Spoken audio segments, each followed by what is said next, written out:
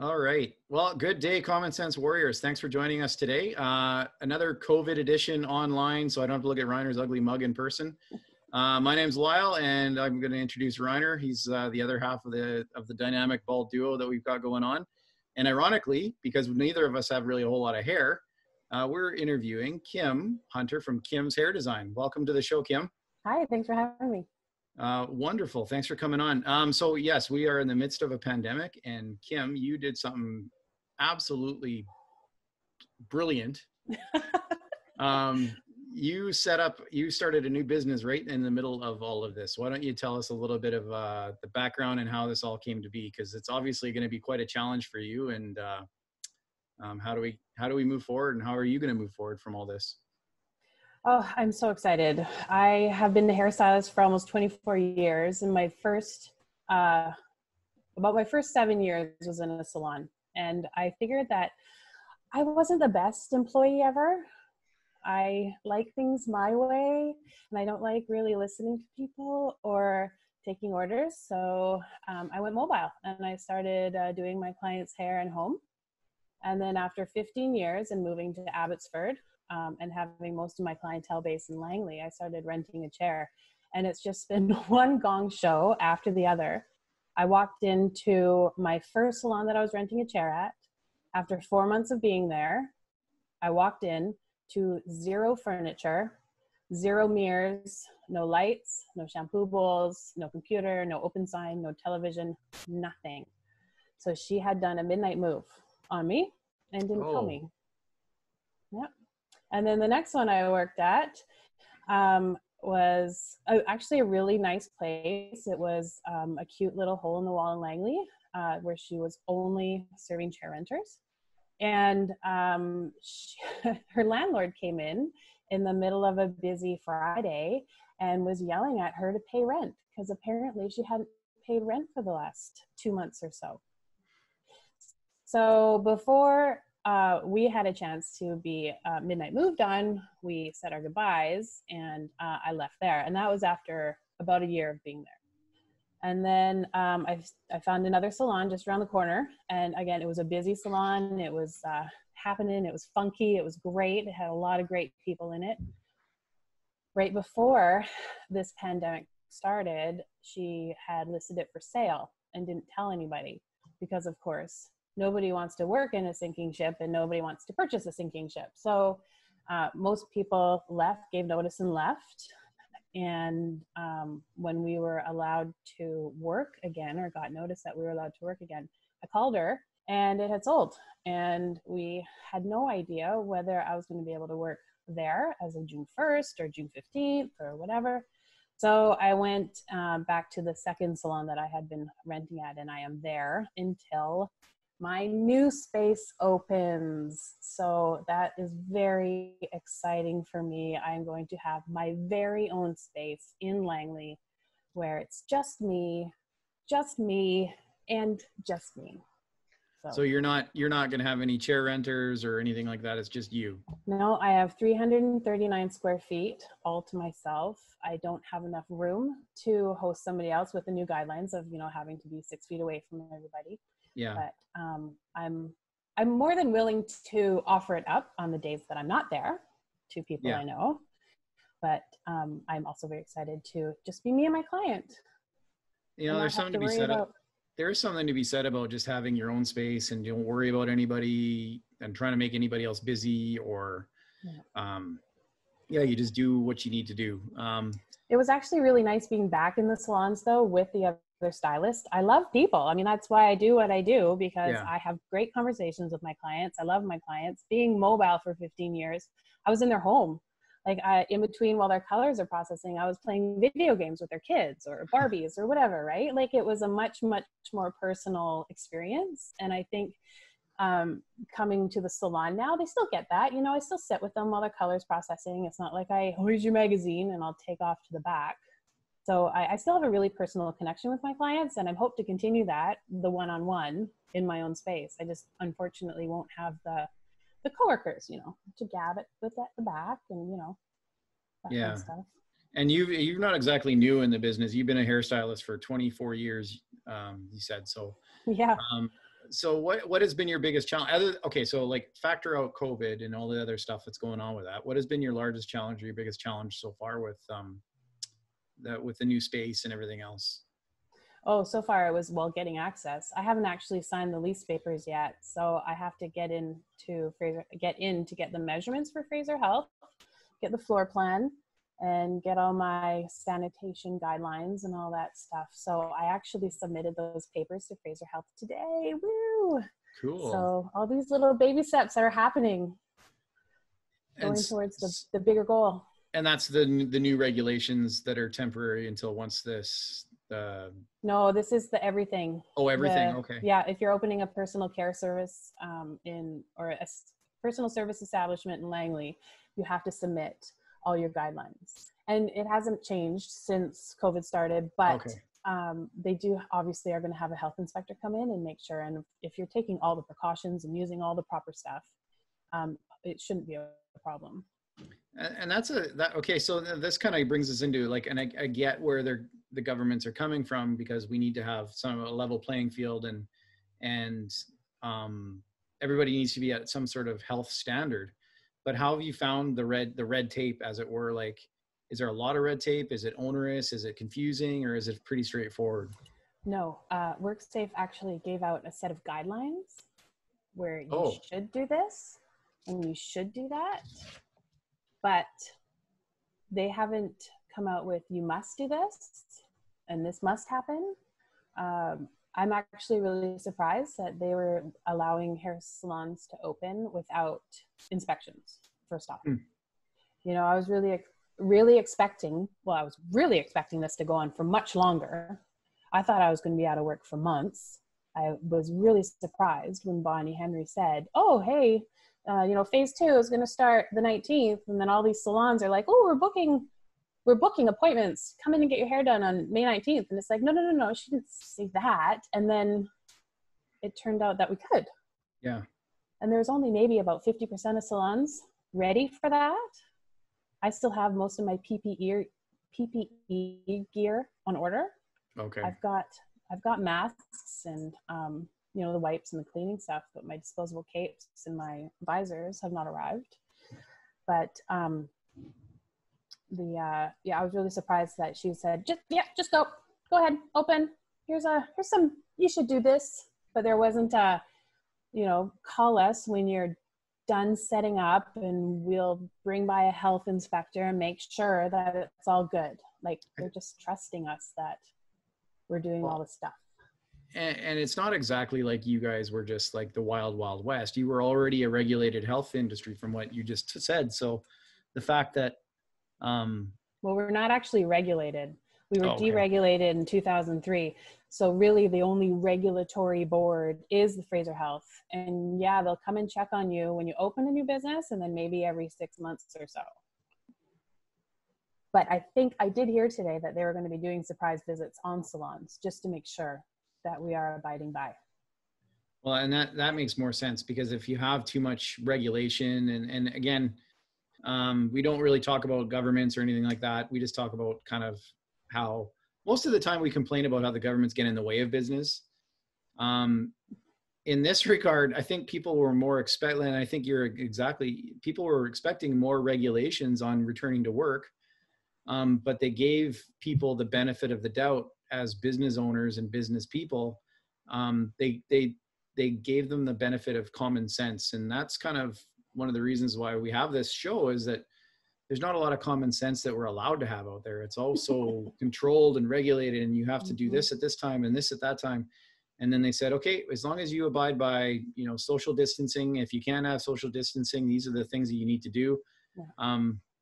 And off we go. And so far, since the 19th of May, we haven't had any huge numbers that have spiked up, and it's been really good. So obviously people in the business community have taken it seriously and jumped on and done what we need to do.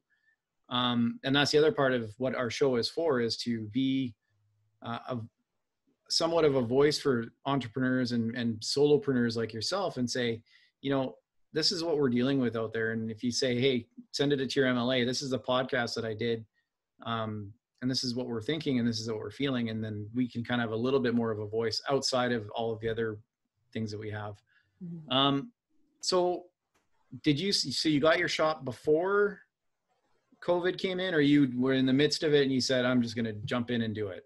No, I think it was something that's kind of been on my mind for a while since I have jumped into the rental world. I wanted my own space. Like I mentioned earlier about not being the greatest employee. I always wanted to have my own space that I can just do my thing, and decorate how I want, or, make sure all the proper guidelines are being followed. Because I can only control what I'm doing and what I can, ask my clients to do. I can't control what my coworkers are doing. I tell my clients, I'll be wearing a mask, please wear a mask. But then they walk in and my coworkers aren't wearing masks. Yeah. And eating food, and all the stuff that they suggested we don't do. But anyways, no, in the middle of the salon being sold, so probably May 20th-ish to last Friday, all in that week-ish, it was looking at other hair salons to rent at and not finding anything that I wanted to bring my clients into, to looking at open spaces. And you have your own clientele. You don't need any help building your own clientele. So you've been 24 years, so you've got, so I mean, honestly, it sounds like it makes sense. And if you can take advantage of some of the things that are on sale right now, like you said, you got some equipment on sale and some used equipment, and and that's from companies that have kind of gone under. Is that from that? Hair salons that have closed. Yeah. I don't know. I didn't really get into it with them, whether they closed because of this or because of other reasons. You try to be sympathetic, but be like, yeah, what a good deal. Sorry. The funny part of all this, Kym, is that you're getting into business, into a salon of your own, for the same reason so many business owners get into business ownership, because we kind of suck at as employees. We don't take direction well, when it's direction that is stupid, which most of it is, and we're all kind of crazy. Do you know what I mean? Like, yeah, if you're self-employed, people think that this is the cushy life. Like, oh, 5 days a week, you can do what you want, and you're like going, what the hell is this 5 days a week thing you're speaking of? I don't recall ever experiencing that since I've been self-employed. It's a freaking nightmare, because we do everything from the bottle washing to the janitorial to the actual work. It ain't a picnic. And I think because there's different phases of hair doing, whether you're an owner or a stylist, and I'm sure it's for every business, but there's like survival mode. When you first start, you take everybody and anybody, and you'll do whatever you want, you'll work whatever hours and blah blah blah, and then you get to, you start building a clientele, and you start charging more, and then you start working the proper hours that you want to work, and you don't work 50, 60 hours a week. You can tone it down to 40, and only during the day. You don't have to work evenings anymore, or weekends. I haven't worked a weekend in I don't know how many years. Mostly it's because of my husband's schedule, and I have to take care of my kids, but no, it's because I don't want to. So yeah, luckily enough, I'm not in survival mode anymore, and I don't have to work. If I want to make a crap ton of money, sure, I can work all the time, but I also have a family that I would like to see once in a while. So I choose to only work 40 hours a week. And you bring up a good point, because you've been in the business a long time. You've got a reputation in the industry. You've got a clientele that obviously trusts you and likes you and follows you wherever you go. But when you started out, you were hustling, you were finding anything. So how did you find, so first of all, when you first became a hairstylist, were you looking for clients out there? Were you actually out hustling, looking for clientele, or were you kind of expecting that the salon owner would feed you with some referrals and that type of thing?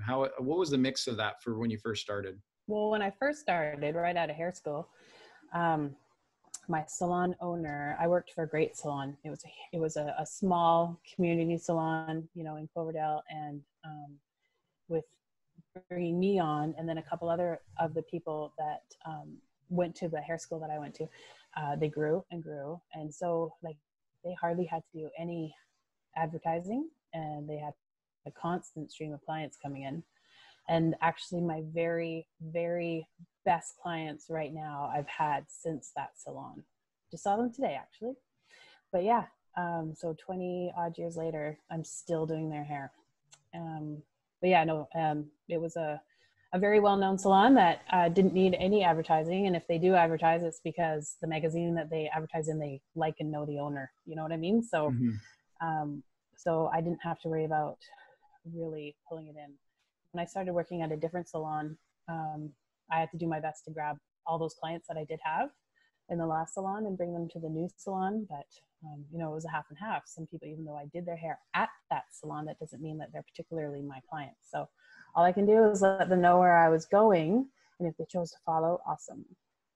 That's a great point, because that doesn't necessarily, just because you do their hair at one place, if you leave, it's not automatically your entitlement to that. So you, every time you leave, you got to kind of cut back 50% or half of them or whatever and start all over again. Yeah, there's been great arguments about who the client belongs to.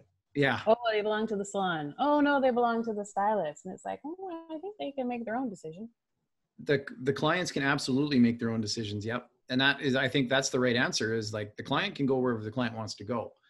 And that's not just in hair, that's in my industry too, the financial industry. Like I was working at a larger company before I set up my own shop, and I had a non-compete, and I was very, very, very clear about, I didn't go and call any of my clients from the previous place, but if they called me, that was perfect. Yeah, I was very clear, and I'd write a note. Okay, you called me, I'm good. But I was not calling it, and that's part of it, is I set up my own marketing. I set up social media. I set up a website. I didn't email anybody and say, hey, I'm over here now. Just if they found it organically, or if they searched for me, or if they phoned me. You probably had your cell phone number on your business card anyways. Yeah, exactly. I didn't have it. We didn't have cell phones when I was in that first salon, you know, I didn't. Yes, I'm that old. But yeah, so we didn't have websites. We didn't have that. So years later, when Facebook showed up, people are like, oh my God, I found you. So that was really cool. But no, I didn't have that. I was hard to find. And that's a good, like, as the salon owner, the people, if you're bringing people in and you have people that are cutting their hair and doing their thing, and then they, you know, they have an obligation, or they have rights to have their doors open, and they're bringing all these clients in that you're treating, and that you're cutting their hair and styling, and you're doing a good job for them. But they got to turn their lights on too. So there has to be like a give and take in all these arrangements of business. And if you do leave, well, okay, there's got to be rules and stuff, and who owns the clients and who doesn't own the clients.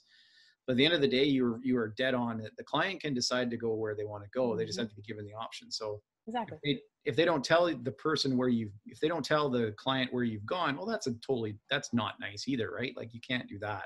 But you know, honestly, in this day and age, they don't have to do anything. I mean, if you can't find your favorite hairdresser a week after she leaves the old place, you're lacking in a lot of skills, because seriously, come on. I mean, nowadays, Instagram? Everybody gives out their Instagram handle just like that. And you know, any stylist, I'm going to post it on my Instagram. I'll tag you. Exactly. Yeah. I mean, there's no way you could not find your favorite whatever nowadays. There's no way. So, you know, that whole argument, I think, is going to dwindle by the curb at some point, because, you know, like, yeah, fine, keep your clients, see ya. Go on Facebook, hey, I started my new job, and all of a sudden, you know, and if all of your clients that were your friends on Facebook are getting your message. Like it's kind of old from before. The clients that will follow you will go, and the ones that don't follow you are going to stay, and that's the client's decision. But yeah, some have loyalty to the stylist, and some have it to the salon, and that's the client's right. Yeah. So how is things looking then for opening up? When are you hoping to be up and running? And well, if I sign the papers soon, the official lease papers, I will have access as of June 15th. And then I have to build a wall. I've actually wrote in my lease offer that they do a whole bunch of work for me. So that needs to be done by June 15th. And like there was no door. We went to this business office building to check out three different spots. One was 900 square feet, one was 14, and one was 1,600 square feet. So we went into the smaller one, the 900 square feet unit, and it was huge. Like, it was huge, way huger than anything that I needed, unless I knew like many other people to come in with it with me, which was not my goal.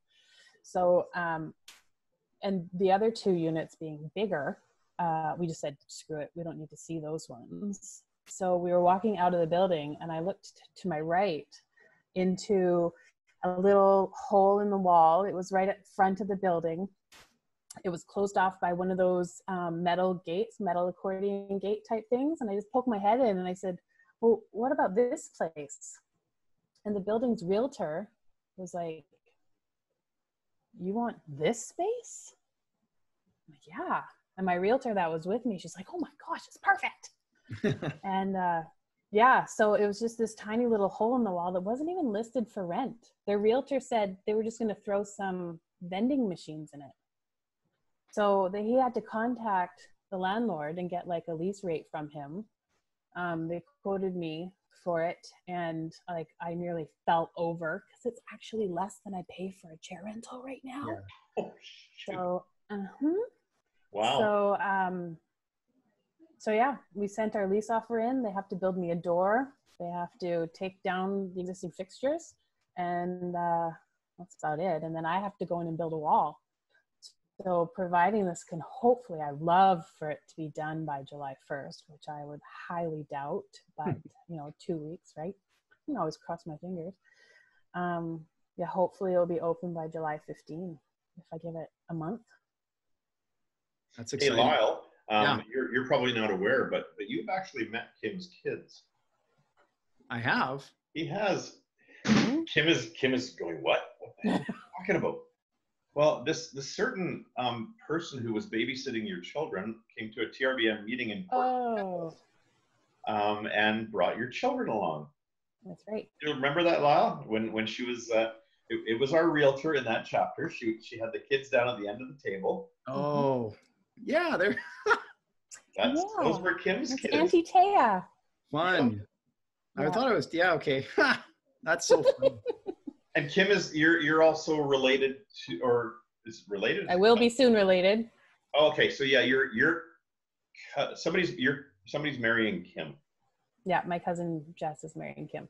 Kymm Marshall, other kid. Oh, jeez. Yeah, so there's connections here, Lyle.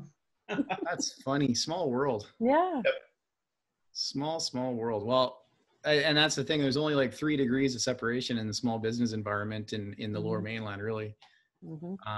Anybody who's is a small business owner, you tend to get a little bit of a reputation around in the small business community, especially in the networking community.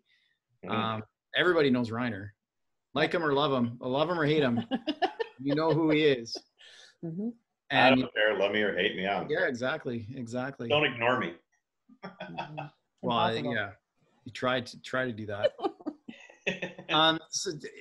So some of the people, like some hairdressers that I know and I talk to, I have some clients that are hairdressers as well. Some of them have set up in their homes or that type of thing. That wasn't an attraction for you at all, or had you tried that, or is this not going to happen? If I lived in Langley, it would be totally an option. But being that most of my clientele is in Langley and I live in Abbotsford, we didn't even look for houses that would accommodate a hair salon. It just, and I just don't, I wanted to separate the two. I am kind Some of us were suggesting a big van. Big van. Hop in the back and a mobile hair salon. I mean, literally a mobile hair salon, not just come to your house, but no, come up to my truck.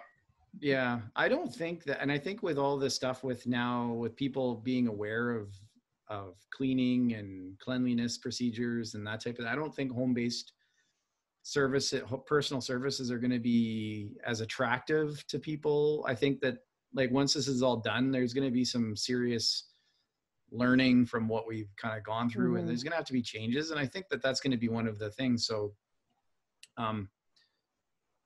the commercial real estate market is going to be hurt pretty bad with a lot of businesses that are shutting down. So good on you to get a space and kind of, I think you're going to be ahead of the trend, but again, I don't know for sure. I'm just kind of hoping so. I'm making a complete kind of educated guess, but well, if I can do all the renos and give my my deposit and, you know, my 2 months rent and all that stuff and not be in debt. You know, I can actually do all that. The salon that I mentioned earlier that was for sale, I had actually put an offer on it, and it was way out of budget. I could have done it, like made the bottom line with bringing nothing home myself, but that would have been a lot of stress. So now with the really minimal payment that I'll have for rent and just having to pay for all the renos and stuff, like I could not have asked for a better deal, you know. It's just is way better than renting a chair and being in somebody else's space, and it's way better than owning a giant salon with no employees. So kind of reminds me of I'm from small town BC. I'm from a little town up north. It just reminds me of sort of the community hairdresser or the community barber shop or something, like the little, not this massive place, but the little in the corner of a mall place. It just kind of reminds me of that, and that's kind of cool. I like that idea and that whole feel, right? Well, plus my clients are not like the young. I do have some young, like say in their 20s clients, but most of my clients are in their 40s, 50s, 60s. So they're not looking for the bass pumping, loud music, tons of people in there. Sure, they want to feel young, hip, and cool, but if we can't hear each other while I'm working, like it's not going to work for either of us. So I can make them feel young, hip, and cool in my own space.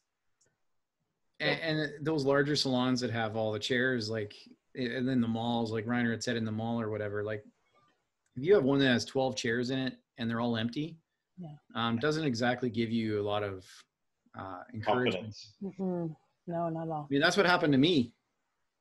I went to Saskatchewan. No, I'm kidding.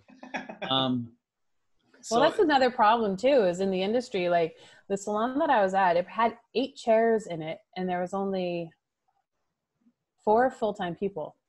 So trying to find people to work for you is very difficult. And I don't understand why, because the hair schools around us are full. Like they're full of students willing to learn. But I don't know where they're going after the fact. Like they have to start somewhere. Are they going right downtown? Are they trying to open their own space in their home? Like nobody has applied at any of the salons that I've worked at for the last 2 years to be a hair stylist. So that was another thing that scared the bejesus out of me when I put an offer on this place, was finding people to work there. So thank God it didn't work. And again, manpower is one of the biggest. That's actually the biggest. First of all, it's your largest cost is manpower. It's your largest stress is manpower, or human power, whatever you want to call it, people power.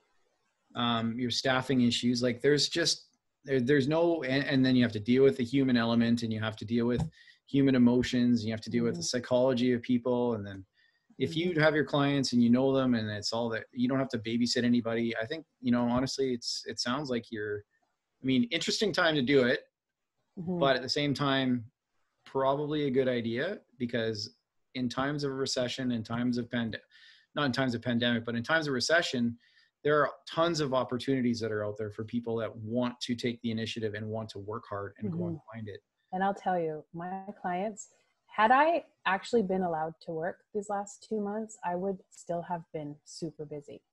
Like these people contacting me to have their hair done, they're just like, whatever you want, I'll wear a mask, I'll wear this, I'll cover myself in sanitizing. I don't care. I want my hair done.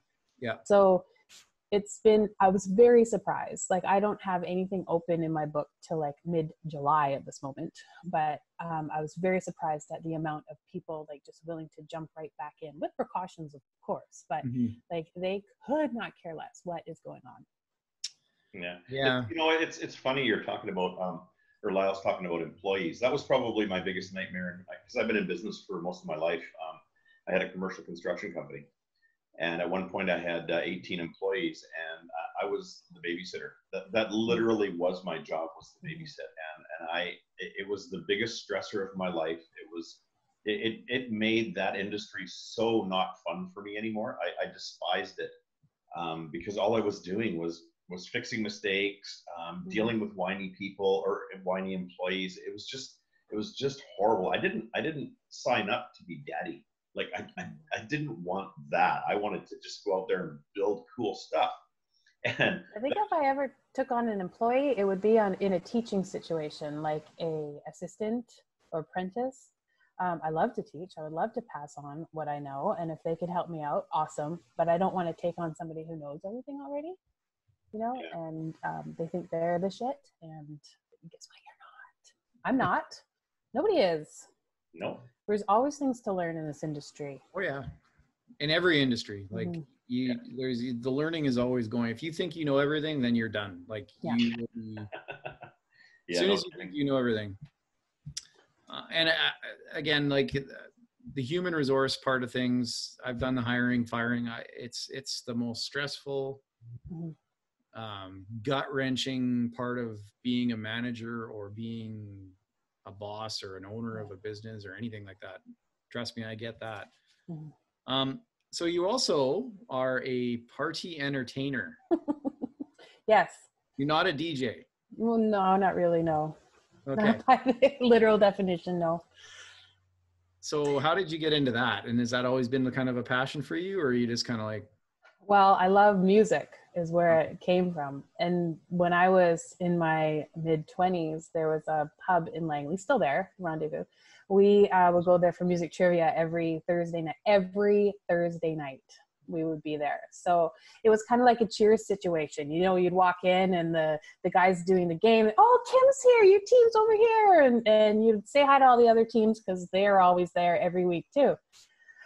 So soon enough that the Rendezvous decided they weren't going to have Name That Tune anymore, and the pub closer to my house in Cloverdale brought it on.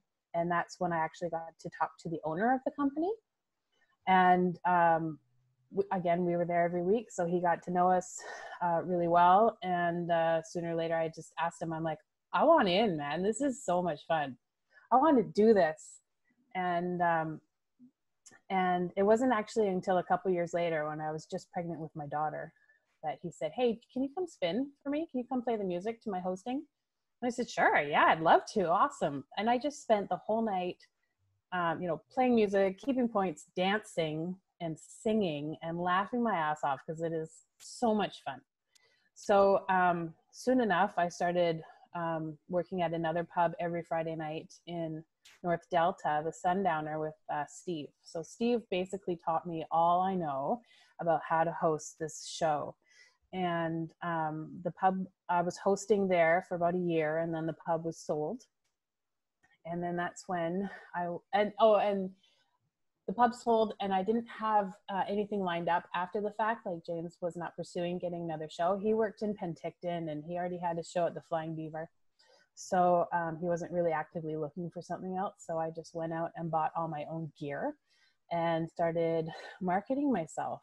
Because, well, I don't think that there's a lot of women hosts out there. So I thought I had a kind of a fun, you know, little edge. And plus it's a super fun game. And so I've been trying to market myself for Christmas parties, corporate parties, fundraisers, stuff like that. And that's the Name That Tune kind of thing? Name That Tune. You play like a snippet and then somebody has to guess what that is? Is that like the old radio shows, right? Absolutely. Oh, dude, you would love it. It is hilarious. And I have to tell you, I've experienced Kymm's party entertaining several times already, because through my organization, and again, this is an awesome thing about Kymm, is she volunteers her time for fundraising. And she is absolutely amazing at it. And I mean, we've had some Name That Tune stuff where I swear my gut was hurting from laughing. We were in this tiny place in Mission, in this tiny little pub. We had squeezed so many people into their downstairs little fishbowl area. And we weren't sure how this thing was going to work. We're like, man, how the hell are we going to do anything here? Well, Kymm came in there and we spent the entire night literally tears laughing because it was so much fun. She had people dancing in every aisle, but between tables. It was absolutely hilarious. Any open spot. Oh yeah. Which was not many. No, there weren't many. No. And people were watching us from up above. They were just amazed at how, like, I don't know, nuts we were, maybe. Yeah, But it was totally. absolutely Was it the booze or was it the music? well, maybe. I think Kim's encouragement is what kept it going, and I got to tell you, she's absolutely amazing at it. So it's actually really funny what people will do for like a $50 bar tab. right? Oh yeah. Oh yeah, there's been in some of my other shows we've had nudity. We've had people switch clothes. So men and women, they have to switch clothes. You have to, women have to go into the bathroom and turn their bra around or whatever, Oh, bra trees. That's another. I need to bring that for our next show. Whoever's birthday it is will put their arms out to the side, straight out, and however many bras that they get put on their arms, that will be like 10 points a bra. So that would go to their team total for his birthday. Yeah. Good time. Interesting. Yeah. Haven't played that game before. No? No. Soon. Hopefully soon. There's That's another always a thing that I've first. had to deal with. It's been We'll have to wait this for pandemic COVID has really shut down both of my businesses, doing hair and being party entertained. I mean, the party is great. If you have like 100 people there, Yeah. but doing it for a small group of like 20 people, not quite as fun. No, you need that. You need that. That's the one thing. And it was, I don't know who was it on the show, Reiner? I was talking to somebody, and people love to dance. And that's the one thing, like everybody's like, oh, this is going to be the new normal. We're not going to have any more fun. I'm like, no, people love to dance. You don't understand. Dancing has been around for tens of thousands of years. It's ingrained in human, whether or not you're good at it or not, doesn't matter. People like to dance. I don't like to dance much, but I know that some people really love it, and that they can't take that away from people, because I have to confess to the fact that I was an 80s dancing guy. We did the whole John Travolta. I swear to God, that was my life. We disco dancing every single night. We were in dance in the clubs in New West and Burnaby and Coquitlam. We were in the clubs every single night of the week. You couldn't keep us away. I had long hair. I had I swear I had the suits. I had those stupid idiotic white suits and shit. I swear to God. And we were good. Like, we actually knew, like, we could dance. And nowadays I can't do half that shit because my back gives out and I get kinks and I'm like, oh geez, and it's just horrible. But man, dancing was a way of life, and had so much fun doing it. Yeah, it's true. And I think who we were talking to that about was Liana. Okay, yeah. Her and her gang from South Africa. They're dancing nuts. Mm-hmm. I was super amazed at that Halloween party, and I was playing the music and these people came out, and I'm like, am I in a movie? What are these people? They're all dancing. It's like perfect. Burns Manor, right? That one where they came out and they took over the floor. Yeah, they were crazy. It was awesome. Yeah. But yeah, dancing is a thing, and it's a way of life, and I'm sure it still is now. I'm just too old to go into clubs and stuff. But it was literally, man. That's how we stayed in shape, because we weren't there to pick up or anything, because I swear after a night of dancing, you're sweaty, you're literally dripping, because we took it seriously. You didn't go up there and just kind of move a little bit. You went up there and you literally performed, and that was how we kept in shape. It was good. It was good exercise. Cute. That's how they got to burn the booze off somehow, right? Well, yeah, it made it work fairly fast too, but whatever. So you've been in business a long time, Kymm. What we like to do is I like to try and, make this like a little bit of like an educational thing for us entrepreneurs. And what are some tips that you would give if you could go back in time and look at 20-year-old Kymm again and say, what are some tips that you'd give them so they don't make the same mistakes that you've made? Because I know I've got a ton of them.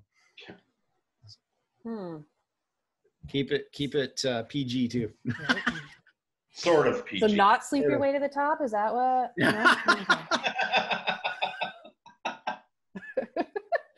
No. No. So I did not make that mistake. I didn't make that mistake. No. I'm not editing that, right? No. It never happens. No, I don't know. I can't say, like, I haven't made any huge mistakes. I've made some interesting decisions, but I think not burning bridges would be huge. Mm-hmm. That would, I mean, because I'm back at that second salon that I wasn't originally happy with, but she welcomed me back, right? So without burning the bridge there, even though I totally could have, I was able to go back and she's welcomed me back. But probably, I don't know, man, taking some sort of business or accounting courses, make sure that your finances are legit. Like that's all. I know a lot of hairstylists that are working like under the table, they'll take cash, you know, say 50% cash. And that I had to speak to one of my coworkers about that. I'm like, are you going to want a mortgage one day? Like, are you going to want to, I don't know, get credit and stuff? Because the more you claim, obviously, the more you're going to be paying taxes on. I get it. But the more that's on paper. So if you're going to want to buy a house one day or, you know, do something financially grown up, like you're going to have to lay it all out there. And like this actually, this year, I'm proud to say that I am 100% financially above board with my reporting and my tips, for example. Bill Morneau, take note. What's that? The finance minister, take note that you are 100% above board. 100% above board. 100. Yeah. So yeah, a lot of people don't claim their tips either, but it's still income and it's still going to get you that maybe that $20,000 more expensive house or whatever, right? So, you know, just be legit. That's a huge thing, is that the cash economy is it's really tough. Like they make it really hard to do. If you, like you said, if you try and get a mortgage, you want to get a loan, you want to get a new car, you need to have income. If you're making cash, unless you're paying cash for the car, you're just making yourself grocery money. And that's really at the end of the day what you got. So yeah, exactly. Anyways, we run out of time, Kym. So thank you so much for coming on. Good luck with your business. Thank you very much. It's Kymms Hair Design. You have a website? www.kymmshairdesign.com. That's www.kymmshairdesign.com. Perfect. And so on behalf of everybody, thank you so much for watching and tuning in. Thank you for coming on and listening to Reiner and I drone on for an hour and a bit here. So